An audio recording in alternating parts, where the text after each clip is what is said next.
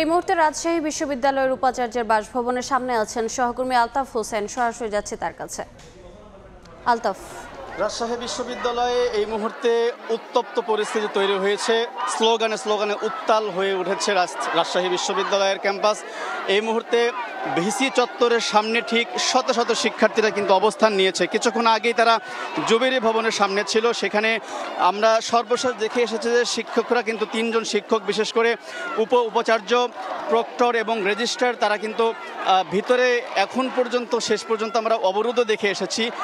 ঠিক এই মুহূর্তে আমরা দেখছি শিক্ষার্থীরা ভিসি চত্বরের সামনে অবস্থান নিয়েছে এবং সেখানে তারা কিন্তু মুহুর্মুহু স্লোগান দিয়ে, আমরা দেখছি শত শত শিক্ষার্থীরা এই দাবির পরিপ্রেক্ষিতে, পোষ্য কোটা বাতিলের পরিপ্রেক্ষিতে অবস্থান নিয়েছে।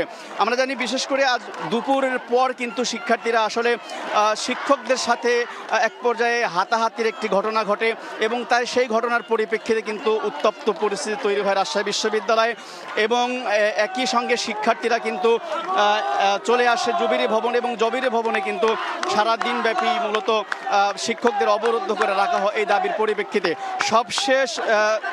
সবশেষ রাত 10টা নাগাদ শিক্ষকদের যারা ছিলেন উপাচার্য এবং প্রক্টর রেজিস্ট্রার, তারা কিন্তু বের হয়ে এসে শিক্ষার্থীদেরকে বলেছিলেন যে আগামীকাল আলোচনা সাপেক্ষে আলোচনা করে একটি সিদ্ধান্ত জানানো হবে। কিন্তু শিক্ষার্থীরা যেটি বলছেন যে তারা আগামীকালকের জন্য অপেক্ষা করবে না, তারা এই মুহূর্তেই তারা এই পোষ্য কোটা বাতিল চান এবং তারা বলছেন যে পোষ্য কোটা বাতিল ছিল সেটি আবারও পুনর্বহাল করা।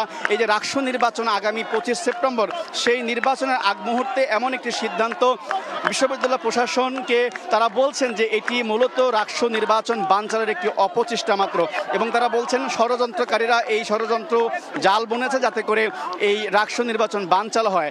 একই সঙ্গে তারা বলছেন যে আজকে এই মুহূর্তে থেকে তারা বলছেন প্রয়োজনে সারা রাত এবং আগামীকাল সকাল এবং যতক্ষণ পর্যন্ত না তাদের যে দাবি পোষ্য কোটা বাতিল, সেই বাতিল যদি না করা হয় পোষ্য কোটা, ততক্ষণ পর্যন্ত তারা আন্দোলন চালিয়ে যাবে শিক্ষার্থীরা। এবং আমরা দেখেছি সন্ধ্যার পর থেকে কিন্তু শিক্ষার্থীদের সংখ্যা ধীরে ধীরে কমে আসছিল এবং রাত 10টার পরে কিন্তু আমরা দেখছি ধীরে ধীরে শিক্ষার্থীদের সংখ্যা বাড়তে থাকে এবং একই সঙ্গে নারী শিক্ষার্থীদের আমরা অংশ নিতে দেখছি। এই মুহূর্তে আমরা হাজারো শিক্ষার্থীদের অবস্থান দেখছি ভিসি চত্বরের সামনে এবং শিক্ষার্থীদের কিছুক্ষণ আগে আমরা কিন্তু ভিসির বাসভবনের যে গেটটা, সেই গেট টপকিয়ে কিন্তু আমরা উঠতে দেখেছিলাম এবং গেটের সামনে গিয়ে তারা কিন্তু এক প্রকার কিন্তু তারা গেট ধরে ধাক্কাধাক্কিও করে।